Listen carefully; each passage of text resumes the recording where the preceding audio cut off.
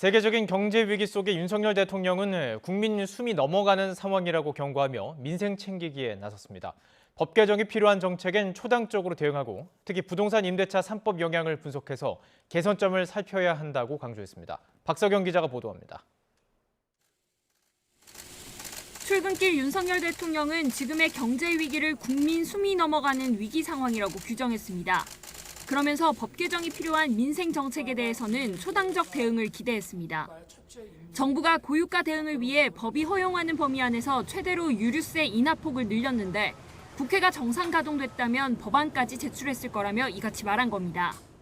그리고 국민들이 지금 숨이 넘어가는 상황이기 때문에 법 개정이 필요한 정책에 대해서는 그건 초당적으로 대응을 해줄 것으로 저는 생각합니다. 이어진 수석비서관 회의에서도 윤 대통령의 관심은 민생에 집중됐습니다. 농축산물 집중 관리를 통한 장바구니 물가 챙기기, 금리 상승으로 인한 이자 부담 가중을 줄이기 위한 금융당국과 금융기관의 협력 등을 언급했습니다. 특히 부동산 임대차 3법 시행 2년이 다가오는 만큼 시장 영향을 심층 분석하고 제도 개선을 점검하라고 강조했습니다. 대통령실 관계자는 윤 대통령이 제도 개선 점검과 함께 임대료 인상을 최소화하는 상생 임대인에 대한 혜택을 확대하고 임차인 부담을 덜어줄 수 있도록 지원하라고 지시했다고 전했습니다.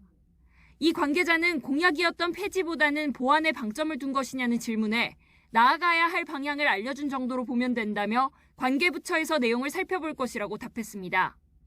앞서 추경호 경제부총리 역시 임대차 3법이 사라지면 좋지만 당장 폐지하긴 어렵다며 전면 개편보다는 이용자 부담을 더는 쪽에 무게를 실었습니다. 내일 추 부총리 주재로 열리는 윤 정부 첫 부동산 관계장관 회의에서 관련 보완 방안이 발표될 것으로 보입니다. 아울러 윤 대통령은 어려운 경제 상황에서 예산이 허투루 쓰이지 않아야 한다며 유명무실한 정부 부처 위원회를 재정비하라고도 주문했습니다. YTN 박석영입니다.